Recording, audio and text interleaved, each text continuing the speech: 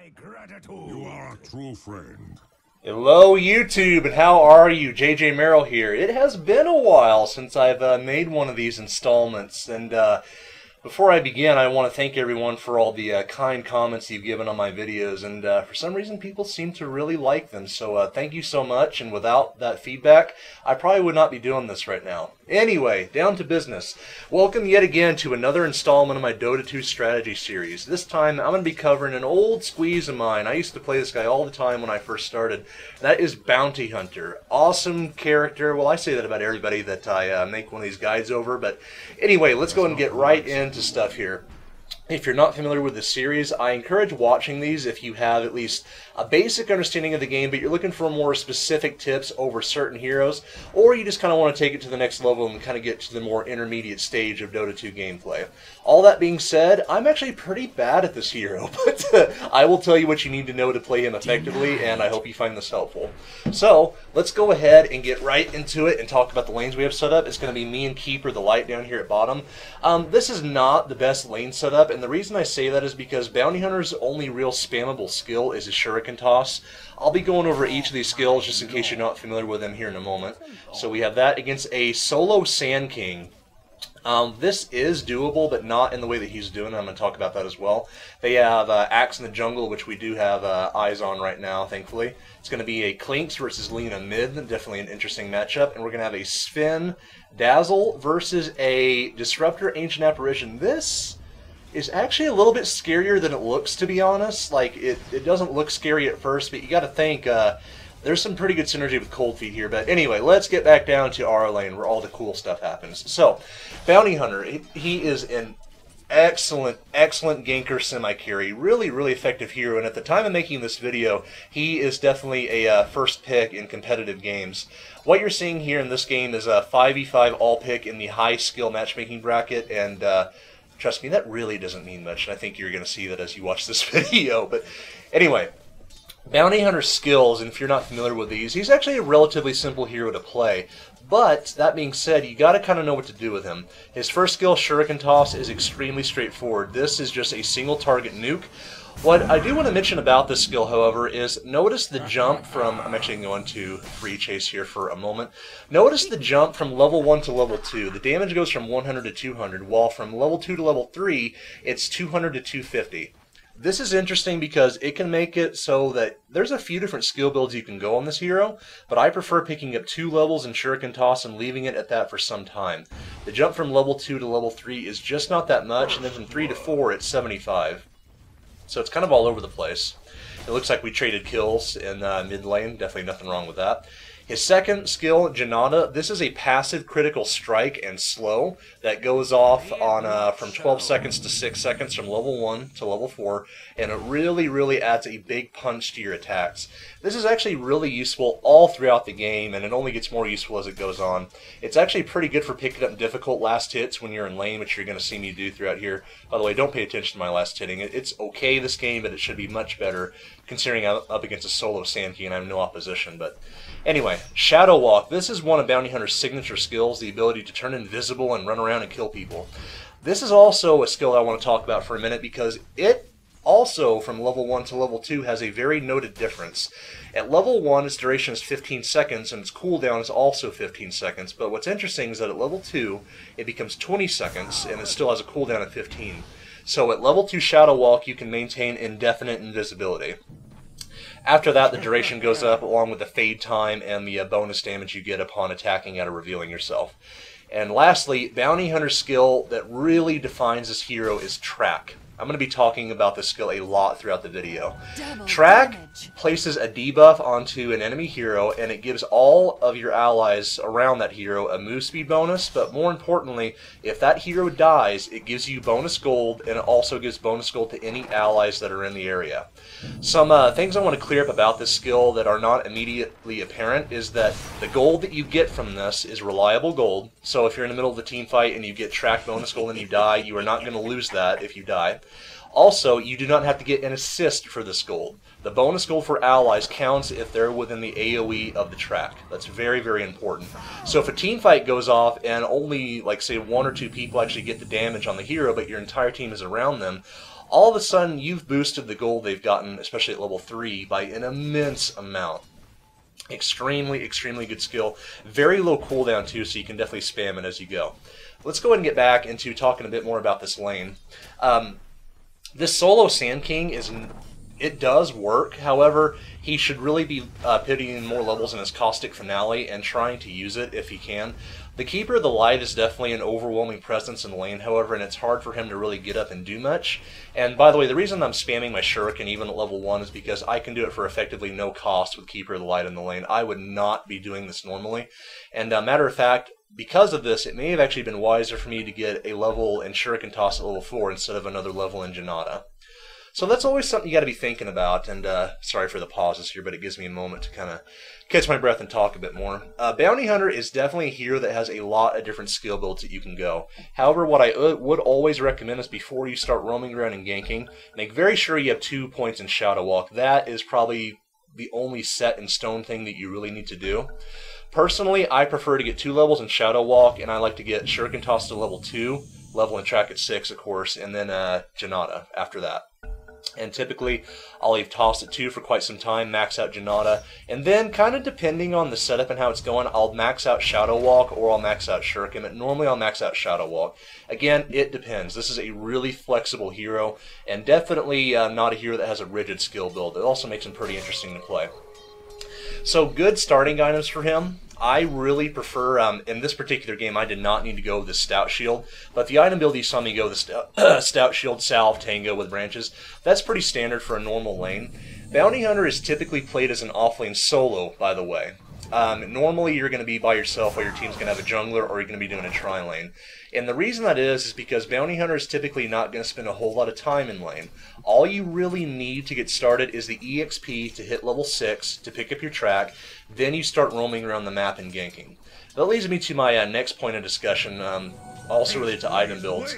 There's kind of a few different schools of thought when it comes to Bounty Hunter. There's some people that, looks like Sand King's going for a kill here, and Axe does come in.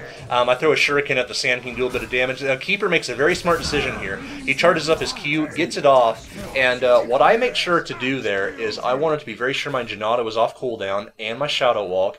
I went invisible, and I hit the Sand King so I could proc the bonus damage from Shadow Walk on top of the critical strike. That made it so I could do just enough damage to take out the Sand King, and at least we traded, and I got level 6 off of that. And you might have noticed that I just tracked the Axe, and the reason that I do that is so that I can keep sight of this guy. Track lasts a really long time, it really does. And it's great because it costs not much mana. I mean, 70 at level 1 can kind of suck, but truth be told, the ability to keep true sight on a target for that long is super helpful. See, now I know that the Axe is over here in the side shop and he's running back and it looks like he's going back in the jungle. I can be relatively confident of that. Well, if I didn't have sight of him, you know, that's a little bit more up in the air. So, track, very, very good ability. Now, before I was rudely interrupted by the old Axe Sand King gang, which, by the way, we definitely came out ahead on, considering I got a kill out of it. The Keeper going down does suck, but me getting a kill out of that is worth much, much, much more to us than it is to them. There's a couple different routes you can take Bounty Hunter with an item build. There's some people that like to go a Battle Fury on him. I'm not going to say that's bad. I don't like saying item builds are bad because I think everything kind of deserves to be thought about and at least deserves some discussion. I'll tell you why I don't like that. While Battle Fury is a good item, and let's go and just bring that up in the shop here. Hide that. Okay. So the Battle Fury build on Bounty Hunter, ideally you're probably going to be going for your Perseverance first, which is going to give you some great HP and mana regen, which Bounty Hunter needs, you really do. But the problem with this item is that it's going to encourage you to go into the jungle and farm. It's going to encourage you to stay in the lane, take out waves of creeps, whenever you need to be doing exactly what I'm doing right now. So I just hit level 7. I have my basic core done, almost. I got my boots, my wand. I feel pretty confident with this. I'm now going to go run around and gank the lanes. So I'm coming mid, and I want to get a kill on the Lina, so I'm going to come in while invisible. The standard combo is I'm going to walk up to Lina, stab her with a Janata, and then immediately track the hero. Okay? Very good move by the Lina, by the way, getting off a double stun there. I do also get off my Shuriken, and Clinks is going to finish the job. So very nice job by him, and we get off a successful gank. This is what makes track so incredibly valuable, is I got 150 bonus gold out of that kill, even though I didn't get the kill. I got the assist. I still get the bonus gold, 150 at level 1. Clinks was able to pick up not only the kill, but he got 50 bonus gold. I know that doesn't sound like much at level 1, but this adds up. Track makes a massive difference in the amount of gold that your overall team gets. If you look at the gold graphs later on in this game, you're going to see the effects of this. All that being said, that's primarily the reason why right now Bounty Hunter is a good competitive pick, is track does make a huge difference. So I'm coming up top. I want to go and try a gank on the Disruptor here. Walking up to him. He's smart though. He's kind of hugging his tower. He knows that mid just got ganked, and I make a huge mistake here. Notice what I did was the Shadow Walk wore off. I didn't bother to put it back on in time. I make a lot of mistakes throughout this video. I want to go and say that right now. But I'm going to point out each and every one of them so that you don't have to repeat them yourself. So, going back down towards mid, I noticed that right now the axe is being way too far up. So, I really need to turn my invisibility back on. That's a huge mistake. I could have done a lot more damage to him right there. Stabbing a little bit, make sure to throw on the track. Okay, and it's going to be close. One more hit. There we go. Good. And we do manage to get the kill. So, big mistake I made there is I walked up to the axe when I wasn't invisible. Any reasonably competent player could probably have gotten out of that situation. And the fact that I wasn't invisible also meant that I did not get the bonus damage of a 60 at level 2 from my Shadow Walk, coupled with a Janata crit damage. Huge mistake there, and it could have turned out a lot worse. Just because you get the kill, and let me go ahead and get rid of that real quick. Just because you get the kill on somebody, you get away with it, it doesn't mean that you shouldn't be thinking about, how can I improve, what I did? Don't sit there and beat yourself up like I'm doing right now during the middle of the game. But you always got to be thinking, how could I have done this better? So, for Bounty Hunter, you might have noticed I picked up an Urn of Shadows. I like this item a lot on this hero. It gives you a little bit more tankiness, which is great. This guy looks really dead. Lena does come in, unfortunately, and does kill the Clinks, but I am going to be able to finish off the Ancient Apparition. So the reason I like Urn of Shadows is I love its active. If I need a little bit more damage on a gank, I can pop that Urn right away and do some good damage over time. It's only 150, but that's actually quite a bit if someone's trying to get away. It can really make all the difference. Makes you a little bit more tanky, and it gives you some extremely valuable mana regen. Bounty Hunter he does have mana problems whenever you're first starting out. It's not easy to really keep your pool going, especially if you're going around the map being very active. You're going to find yourself going back to the fountain a lot. And an item like Urn of Shadows or Medallion of Courage or Bottle can help a lot with that. So, Axe doing his Axe thing. And I make a big mistake there, and you probably saw what I did. What I did was I walked up to the axe to try to help my team kill him. Well, what I should have done is I should have cast Track on him first. The amount of gold that we just lost for doing that, I could have got 150, each of my allies could have got 50, so we just lost net 350 gold because I failed to track the axe. I walked up to him and I stabbed him, sure, but he was able to get off his taunt, therefore I couldn't track him. So, definitely a mistake, and things you always got to be thinking about. Like, whenever we were up here and the axe was here, my whole team was surrounding him. He's not going to get away from that. So I definitely should have just tracked him there. This is going to be pretty close on the Ancient Apparition. Axe does, yet again, get off a taunt, which stops me. Cold Feet does proc, so it leaves me in a little bit of trouble, and I'm actually going to be able to get out of the Destructor Fence, so I think I'm going to be okay here. What I should be doing is I should be tracking the Axe so that the Dazzle can get away, yet another mistake, and get out of the freaking Static Storm. Oh my god, that is painful to watch. So, what I should have done there to save the Dazzle is Track gives you a 20% speed bonus. That's pretty damn big. I'm almost positive I could have saved Dazzle there if I would have simply tracked Axe. That's all I needed to do. Dazzle would have been able to get away and Axe would not have been able to ult him. They're definitely trying to push this tower down, and this team is actually playing the strategy fairly correctly. They have virtually no carry potential. The closest thing they have is possibly Lena, but yeah, that's it. So what they're doing now is they're trying to pressure our towers and really just try to take away map control from us. Because if it goes late game with Sven, Bounty Hunter, Clinks, they're going to be a little bit of trouble. So while the enemy team has definitely made some mistakes so far, they're playing the overall strategy correctly, I would say. So we're going to spot Axe here. I track him immediately, and the reason I do this is because I want all of my allies to get the move speed bonus. We just want to stay on top of him. It's not worth me trying to run up to him and stab him. Okay, Sand King coming in here. We get hit by the AA ult. Well, only 2 of us here. I'm going to use the urn to heal myself back up because I have a feeling this fight is not quite over yet. This move, I'm actually going to pause the video here for a second.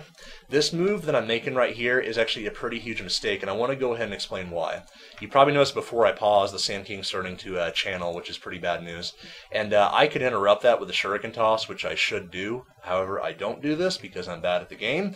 But if I just would shuriken him, I would be able to interrupt his channel. But anyway, the reason this is a bad idea is because the enemy can very, very easily come in from right here. I'm actually going to go into... How do I draw on the map? It doesn't let you do that. That sucks. I think I have to be in Hero Chase to do that. But anyway, Disruptor could so easily come in and throw down a Static Storm kinetic field right here. We'd be trapped between that and Sand King ulti. If he gets that off, our entire team could wipe right here. We're all at about half health. I'm back at full right now, but I'm pretty damn squishy at this point in the game. My HP is not all that high. So, positioning here, very, very bad.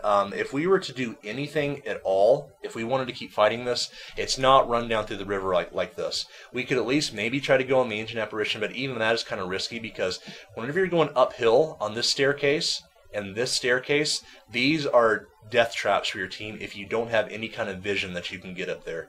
Track is great for this because if I was able to track the Ancient Apparition and he ran back this way or that way, if he runs into his team, we're going to be able to see that. Anyway, I'm going to go ahead and resume the game. Let's see how this plays out here. Go into player perspective and go. Sven does get off a stun, which does stop the damage from going off, thankfully, so very well played by him. Clinks is trying to go on the Ancient Apparition. I do throw a track in to make sure we have eyes. Clinks is going to be in a little bit of trouble. I think he's going to get away. Static Storm does go off, and Sven, if Sand King gets off a stun, he's going to be in a bit of trouble. I decide to go back in. I get track off on Sand King. I do manage to take him out. I need to go invisible right now, or else I'm going to die, and I don't because I'm terrible. But anyway, my invisibility was off of cooldown there. I could have went invis at any time, and they had no sentry down. Did they have any dust? No. No dust. So, unnecessary death number 1. I could have invis and Lena would not have been able to ult me and kill me. Now that being said, even though I died, the Sand King died as well, and I was able to get the track gold off of that. And I'm almost positive that the Sven and maybe, oh my god, that is so much damage. Jesus Christ. The Sven and probably at least 1 or 2 other people were around to get the bonus allied gold. So even though we traded 1 for 1 that fight, we came out ahead. Quite a lot ahead. This, again, I'm going to be a broken record throughout this video. This gold really, really adds up. Axe is getting a little overconfident here. I'm going to try to go ahead and pull off a standard combo. Stab him. I throw an urn on him because he's so damn tanky. I'm not sure if I can get this kill without using the urn charge. And he does die. And notice now they're throwing down sentries in the lane. This is exactly what you need to be doing if you're facing like a bounty hunter Clinks. I'm surprised they have not done this before, but this is a good start. I don't really like this positioning of this ward. You should try to put it on the high ground almost always if you can, but still, the fact that they're doing this is good. It means they're approaching the game correctly. And I'm going up to the Disruptor. My only intention is I want to track him. I have no intention whatsoever trying to fight him. I just want to keep him tracked so that I can see his team. So if I go into Fog of War, the Dire, notice right now we would not have this vision if I did not have him tracked. Very, very important that you use your track. Spammable, again, the mana cost is not that large. Really, really helps your team to have vision at all times. Looks like we might possibly have another fight breaking out here. Their team fight right now is actually quite strong. They have a whole lot of very, very high damage magic abilities, and the combination of Disruptor and Sand King is really, really terrifying. So their team fight's actually quite good. I'd say it's a little bit better than ours. Axe is coming up here yet again, and he's getting way, way too close, but then again, so am I. I could have gotten stunned there, but thankfully she decided not to go for it. So this particular game, I'm doing fairly well. I'm 5-1 right now with 3 assists. I've gotten quite a bit of track gold. I'm going to go ahead and go for a heavy damage build right off the bat. You might notice that I picked up a quick mithril hammer. I intend to turn that into a desolator. I'm going to talk a little bit more about that. This was a big disconnect between us and our team. So this is a 5v5 pre-made, but unfortunately, whenever the Clinks went in, we failed to communicate over voice chat, and I had no idea he was going in there. So that was kind of a shame. Going to go and try to make up for that mistake, and I need to get out of the cold feet right now, which I'm not going to do. Great shallow grave by the Dazzle. I have 15 wand charges right now. I'm going to be able to pop that, walk away from this, and I should not have went back in The reason I did that is because there was no reason to do that. I could have got away from there scot-free. The Dazzle got off an excellent shallow grave on me to save me from that death, but I went back in like an idiot. Big mistake by me, so unnecessary death number 2. Now, even though I could have went invis there, they did have a sentry, so I probably would have died anyway. Again, it's all about what could I have done better in that situation. Always important to be thinking about that stuff. So again, I'm going for a heavy damage build. Whenever you're playing a hero like this with built-in critical strike, generally speaking, you want to go for items that are going to give you a lot of damage, like Desolator. And again, whenever I pick that up, I'm going to talk more about that. But in the meantime, they're definitely still picking up the aggression at mid lane. It's kind of working out a little bit for them, but at the same time, it's not, because we get a kill, they get a kill. But if we get a kill, odds are that target's going to be tracked, and we're going to overall come out ahead because of it. So at this time, I don't know if they have a sentry here. The AA does have vision of me. I have to walk out of his cold feet. I do manage to get out of there. And notice I'm very, very squishy right now. Going an item like Bracer into Drum Endurance is a very good idea on a hero like Bounty Hunter, because your natural strength gain is quite bad. Agility gain is pretty good, but my HP is just not where it needs to be right now. Not against a team that has so many nukes like these guys. Typically I don't, but it may not even be a terrible idea to go something like a Hood on Bounty Hunter this game, because their damage is almost all magical. Trying to push down this tower here. I'm getting way too... I'm going to get taunted. I'm going to die. Yep, okay, so I got taunted. I'm definitely going to die here. Let's see if my team can kind of pick this up. Static Storm does go off. I buy back in. Sam King ulti goes off, TPing back in. I want to try to clean up if I can. That was a little bit of a rage buyback, but you know, I'm allowed that every now and then. Shuriken, I do not have an urn charge here, unfortunately. The Sam King provides some very good backup for him. Cold Feet does proc. I'm in a little bit of trouble here. I do throw an urn charge on him, but I don't think that's going to get the kill. Oh, actually it does. Okay, never mind. I thought that it didn't get the kill whenever I played this game, so that's why I like Urn, is it can really make all the difference in little engagements like that. Now that being said, there are a lot of different item builds you can go on this hero. I'm just showing you kind of the ones that I prefer, but if we take a look at the shop here and hide this, go to that. Okay, you actually can't see the recommended items whenever you're in the replay. That's fine. So on Bounty Hunter, again, you can go like the farming Battle Fury build, which is okay, but again, I don't like it because Bounty Hunter is not a ricer. You do not need to be in the jungle like, you know, like you're playing Anti-Mage or Faceless Void or something. You need to have a very, very active game and be out there doing stuff for your team at all times. Right about the moment you hit level 6 or 7, you should probably leave your lane and go. The way that we set these lanes up was actually pretty good, because Keeper of the Light, he was able to hold down bottom lane whenever I left, and I had no risk of that tower getting pressured whatsoever. Coming in on here, and I want to go for a kill on the Disruptor. Thankfully, the Sand King ignored me, and he went for my team instead.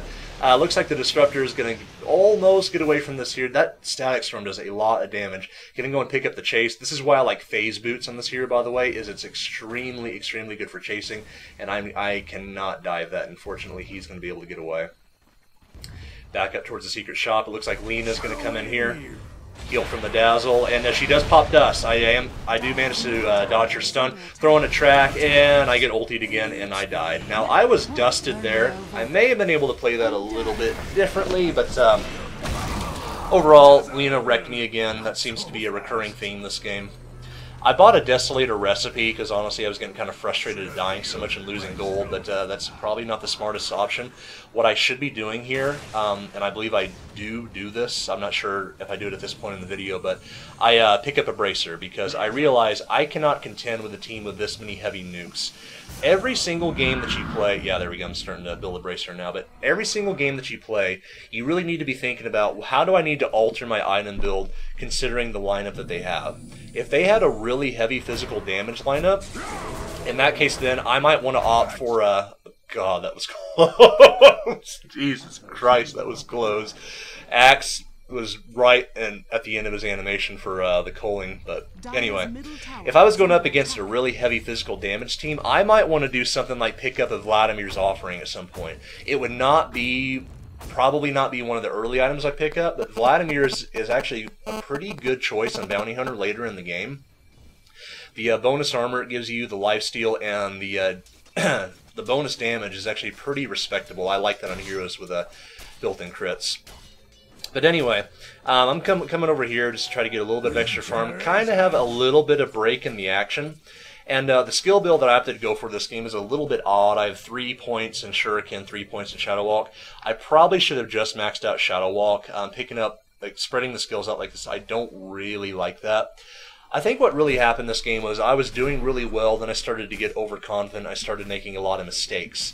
And I'm sure you guys know what I'm talking about whenever I say that. Like, think of all those times you've had the most awesome game ever. You know, things are going well, and you start deciding to screw around a little bit. I'm not saying don't screw around, but if the game is not exactly decided, like right now we're 16-16 and they have a tower advantage. We're technically losing right now, but not really. It's a very, very even, very fair game. So now is not really the time that I can be overconfident. You know, you gotta choose your choose the times to screw around and choose the times to take the game seriously and really think about what you're doing. AA ulti does come in. I'm really afraid of Axe blinking on me, but thankfully he doesn't have a blink dagger at this time. Sven comes in. He's going to get off a good stun on the Disruptor. Disruptor isn't oh god, he actually does get both the Static Storm and Field off. That's what I was talking about. Lina blew everything she had. Sand King ulti went down. Disruptor does die, thankfully. They're on the hunt for the rest of the team. Keeper and Dazzle should be fine. Not the best turnout, unfortunately, for us. The Disruptor barely came within range of dying, and if he did, that would have completely changed that fight if we didn't have to deal with Static Storm and Kinetic Field. So, well played by them. Their positioning was definitely better than ours. They still want to fight this, and the Clinks might be able to come in here and clean up a little bit. Axe is going on. I'm looking for a taunt. It looks like that... no, he didn't hit him with a taunt, actually. Ancient Apparition throws down a Cold Feet, and it looks like he's going to be able to dodge that no problem. Going after him, and it looks like that is going to be... Yep, definitely an easy kill. So, kind of trading kills here. They stuck around a little too long. I throw the track on the Lina for the same reason I stated earlier, is I want to give the move speed bonus right now. I'm not worried about pulling off a full combo. She is unfortunate. Man, that is a lot of damage already. She is unfortunately going to be able to get away from that. But that's okay. Score is right now 19-19, so still a very, very even game. And what I just did there, this is kind of a little thing, but notice how I stopped farming the lane and I deferred it over to Sven.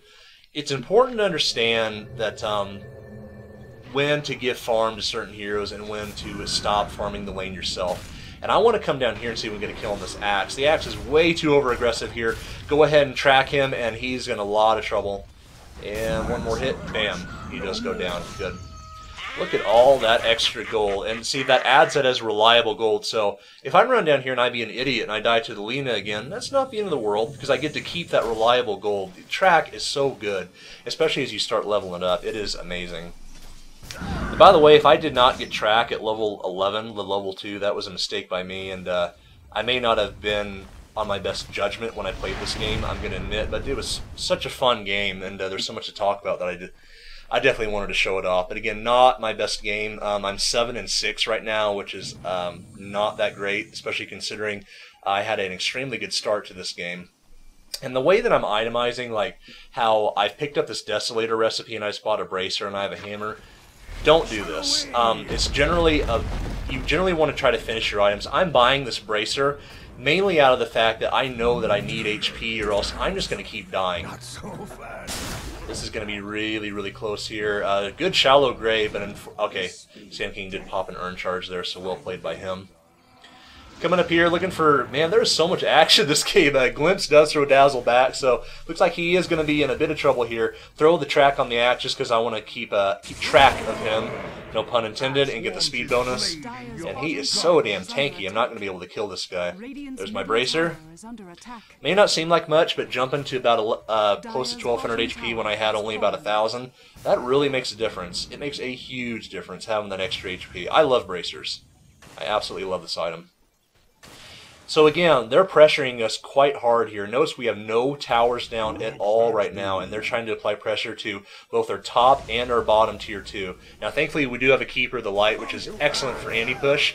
Axe gets in a little bit too close here yet again, but I don't want to dedicate all my abilities on him quite yet. Sand King comes in, and I don't know what the hell he was thinking, but he dies, as you can see. Static Storm goes off, but there's no kinetic field to hold us in place, so we're not worried about that too much. Good mech pop by the Keeper of the Light. It's going to make sure we can keep up this fight. Here, I hear Axe dies, and we get track gold and track the destructor. Keep raking in that track gold. Very, very important to keep doing this. And he dies as well. Look at all that gold that we just got from that. I was able to take out at least three track targets, and now I'm able to finally finish my Desolator. But like I was saying before, I apologize, I keep getting distracted, but how I bought that Desolator recipe and I had it sitting in my bank for so long, that's 900 gold that I've earned that was doing nothing, absolutely nothing for me for what, close to 9-10 minutes? I just had that sitting in the shop. Big mistake, do not do that. What I should have used that gold for is, maybe I should have just bought that bracer already. Maybe I would have survived some of those moments where I just barely died, or Lena blew her ulti on me. Anyway, now this is where Bounty Hunter starts to actually get really, really scary. Desolator is actually one of my items of choice for this hero. This is... Okay, we're going to be fine. Notice how what I did there is I used track defensively, and Sven popped his war cry, so we just got a whole bunch of movement speed buffs. We were able to get away from the axe, no problem, and get away scot-free. It's another thing, too, before I continue my discussion on Desolator, is how we were pushing this tower. You know, we were trying to do some damage to it here. The rest of the team came back in. I see so many times where you win a team fight, like, yeah, this feels great, we just took out 4 of them, let's push their tower, but you don't back off when the enemy team comes back. Like, all of our big abilities were on cooldown, you know, our health and mana was definitely not at full, and if we would have stayed around at that tower, I'm almost sure we would have lost that fight. We may have gotten wiped. So it's really, really important to understand when to be aggressive and when to back up. I see so many games that get turned around because of that, and the enemy team here is actually a pretty good example of this. They want to, yet again, they're going super, super aggressive on us. So I'm going to go ahead and come into here. Running uphill like I just did, big mistake, don't do that. If they had a sentry right here, odds are I would have been dead. I barely get caught by the tail end of Sand King's stun. Great Sven stun there, and also good keep of the light wave. And an excellent shallow grave is going to keep me out of harm's way there. Cold Feet does proc, and I get glimpsed right back into the kinetic field. I'm trying to run out of here, and it's going to be super, super close. I go in this just in case he gets off an auto attack, and I am able to survive. So very, very well played by my team there. Things that went right. The way that I played it was bad, by the way, how I got caught by the tail end of the Sven stun right there. But I'm actually going to rewind the video because I want to talk about what went right during that team fight and what my team did correctly. So we're going to go back to here and speed it back up a bit. And, okay, I'm going to slow it down. I throw a track on the Sand King. I pop my phase boots, but it's just not quite enough. So look what's about to happen here. The Keeper of the Light, he predicted that the enemy team is going to move down through this area right here. He's charging up his Illuminate to get a full damage burst on these guys. That is so, so huge. Start it back up again. Let's off his Illuminate. Okay. And the Lena follows up with her stun, which is good. This is going to make sure that I stay locked down. Sven stun does go off. It's going to make sure that Axe and Sand King are going to be locked down for a minute. Come back into here. Cold Feet, Dragon Sleeve. I do not know how I'm alive at this point. I pop my wand, shallow grave, and a shadow wave keeps me alive. Static Storm and Kinetic Field does go off, but it's a little bit too late, and thankfully I'm able to get out of it in time until I'm glimpsed right back into it again. Excellent mech pop as well. I definitely would not be alive if the mech didn't go off. And I'm able to get away. So, what was definitely a mistake by me, my team was able to turn the fight around, make all the right moves, and we were able to go for a 3 for none there. The only unfortunate thing is that I was not able to track anybody. I served as a tank that fight. And I think it goes without saying that I would have died if I did not have this bracer. Buy bracers. They are awesome. Tanking up a little bit as a hero like Bounty Hunter is perfectly fine. With the Urn of Shadows, the bracer, my HP is still not amazing, mind you, but it's to the point where I can survive if I have some spells cast on me. But if I was still at 900 HP, forget about it. That fight would have been completely different. Because they blew everything on me, that allowed my team to come in there and clean up, and they didn't have to worry about, all the stuns going off on them or the nukes going off on them. I soaked all that up. So even though I wasn't able to kill anybody or do any damage, I still served an important purpose in the team fight, in the fact that I was able to soak up damage. So that's more just general game theory right there that kind of applies to about any hero, and should usually not apply to Bounty Hunter, but again, it's just kind of important to think about that stuff. And even though you may have not been able to, get your ultra kill in the team fight, you can still contribute a lot. I contributed by soaking up all their damage and then running back home to base. And that's okay. So trying to push this tower, I'm honestly kind of scared, as you can see by me going invis and running away very quickly. But that's okay. I'm going to go and wait for the wave to come back up and push this up some more.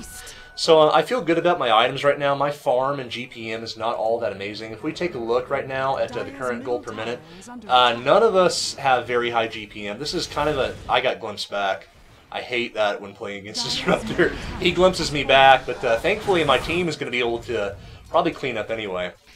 And since I have absolutely no hope of getting back up there in time, I'm going to go and try to get a solo kill on the Ancient Apparition. He throws down a cold feet. I walk out of it, but I make a huge mistake there. I walk toward the tower, and not only that, I don't even get out of the cold feet. So we end up killing each other. Oh, God, that's so bad. What I should have done there, instead of running this way to get out of cold feet, I should have ran this way. Granted, I think I still would have gotten the kill, even if I did run this way, but there was no reason for me to trade with that guy there. Thankfully, I did get track gold, so that means I got 250 reliable gold that I did not lose from getting that kill. I'm able to finish my Drum of Endurance, and I'm feeling pretty good about my items right now. Even though GPM across the board is quite terrible from everybody, to be honest. And I think the reason for that is because it's been such a weird team fighty game where everyone's just been kind of hanging out mid and top and no one's really been farming. So it's one of those games. And again, I do want to say that I like how their team is playing this because they know they can't win late, so they're trying to force fights. Nothing wrong with that, but the Axe's positioning has been quite bad. I really don't like the fact that he does not have a Blink Dagger. That is absolutely vital on Axe. You must have a Blink Dagger. If he did, this game could be going entirely differently. So right now, with the full combo of going invis and a crit on top of Desolator, I'm going to be doing a lot of damage to heroes like the AA, Lena, and Disruptor. You want to go after squishy guys like that. The cool part about Desolator is the fact that the armor reduction hits before the damage. So this is also the same reason why it hurts so damn bad when Templar Assassin hits you with her meld.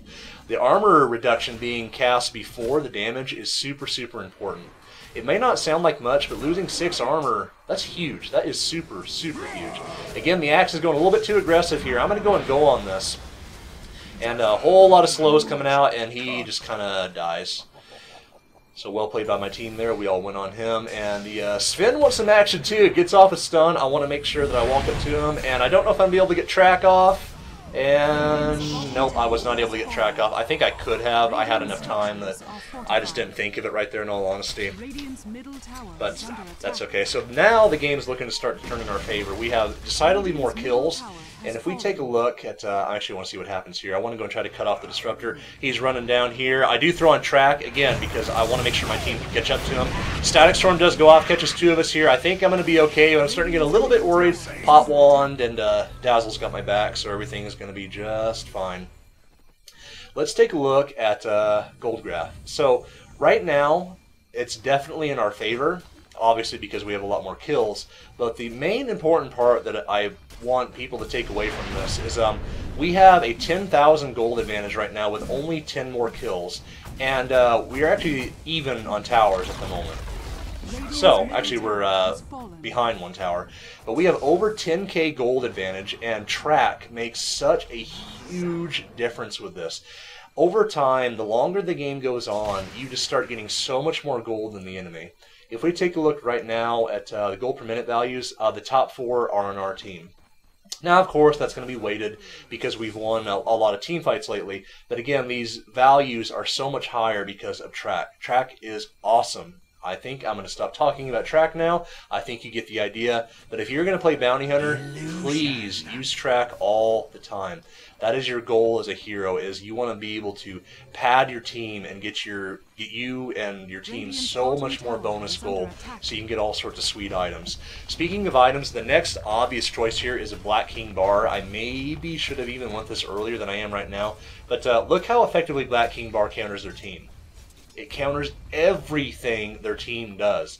This is a very clear-cut example of when to change up your item build and, you know, what to buy. If you're against Lina, Sand King, Disruptor, what else are you going to build except Black King Bar, right? But in a game where their team is a little bit less magic heavy, it may not be so obvious.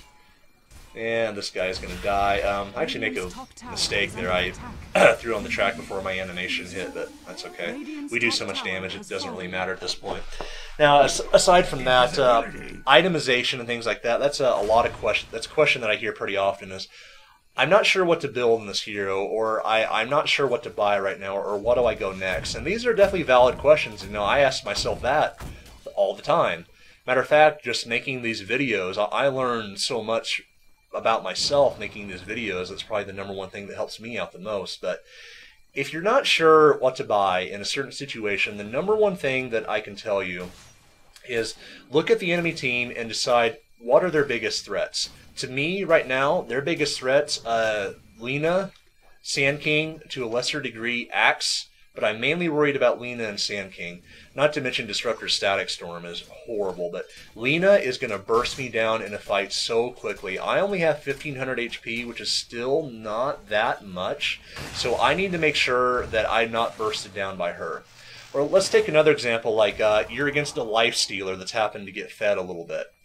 Maybe instead of going for, you know, maybe you're going to go for an Aghanims or something, you know, you're going to pick up that point booster.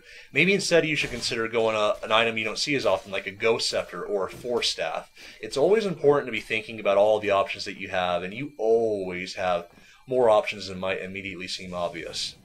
So now I have pretty much all the items I'm ever going to need. From this point on, it's purely luxury.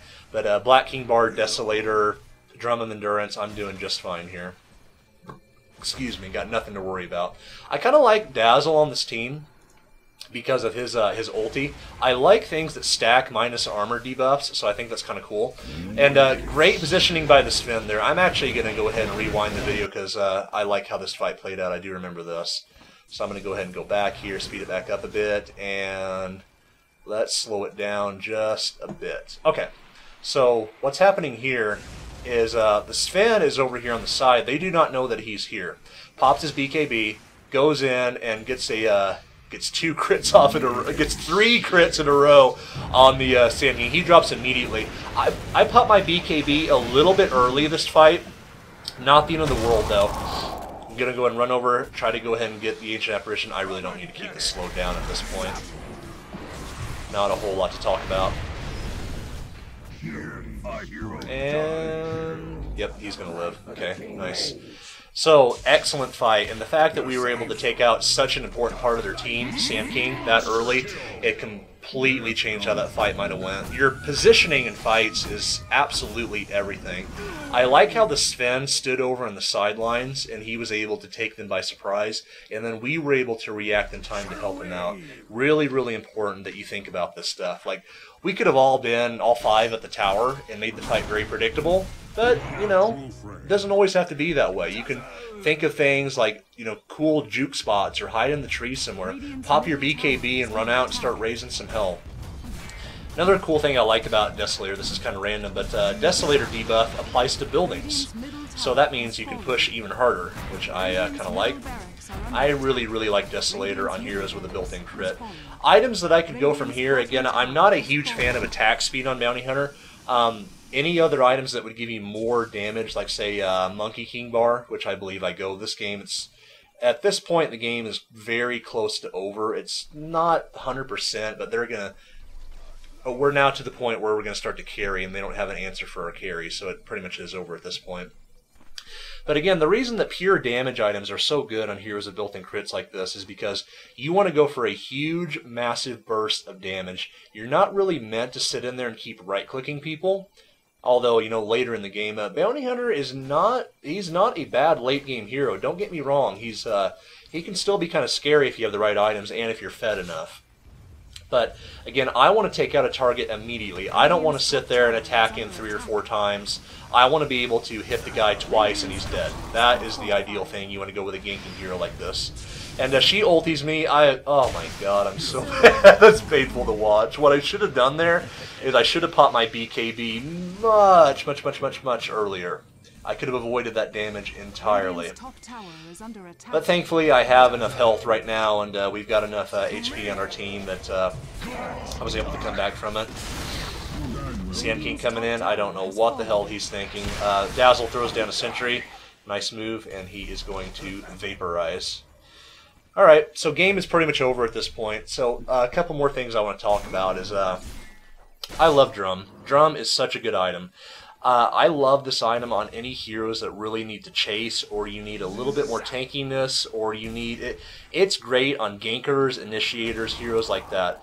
All the stats it gives you are great, and I love the fact that it gives you move speed. It really helps you chase. That's also why I like phase boots. I'm not a fan of power treads on Bounty Hunter. The reason I say that is because the attack speed, again, I don't really like it. It seems kind of unnecessary. While phase boots is going to let your Janata Shadow Walk combo hit that much harder because of the plus 24 damage, and its active is also extremely good. It's going to help you ensure that you can chase somebody and keep up with them, and they're not going to be able to get away from you. Alright, BKB is popped. I'm going in there. Managed to dodge a Lena stun. Not doing a whole hell of a lot here yet, but she pops a Ghost Scepter. This is what I'm talking about. Like, how she bought this Ghost Scepter here, just because we have so many carries. That's smart. I like that move. I don't really like the Aghanims on her, but that's beside the point. But the Ghost Scepter is smart. I really like that. It forced me to back away. Of course, at this point, it's a little bit too late, but the fact that she did it, that's smart. That's a good move. Always be thinking about the items you can get. Alright, so it looks like our final GPM, again, not terribly impressive for many of us. Take a look at the gold graph here. A little over 30 grand in our favor. Yeah, that's a lot of gold. So while this game could have easily went either way, especially at the point where we were down 3 towers, we had no towers down in theirs at all, and they had 3 of our tier 1s down, we were able to turn around through smart play, and I'd like to think that Bounty Hunter Track Gold can really make all the difference.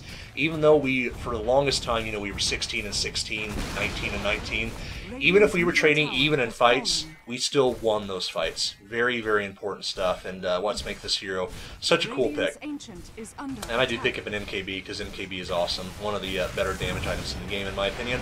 And that is going to wrap it up for this video. So again, I hope you guys enjoyed this, and I hope it helps out your gameplay. Bounty Hunter is a great hero to play if you enjoy taking a very active role in ganking for your team, and really just being a terror and a real pain to have to deal with. Take a look at the final screen here, let the items pass by. So, I'm actually going to talk about this for a minute once these items go away. Notice how while my farm, my last hits was considerably lower than the other members of my team, my GPM was considerably higher. Again, this is because I was running around tracking people, getting involved in team fights, trying to take a very active role in the game, and trying to make sure that I'm not just running around wasting time doing nothing. I always want to be a presence somewhere and trying to harass people. And you never know, you might actually get a kill or two as well. Alright guys, thanks for watching. Take care.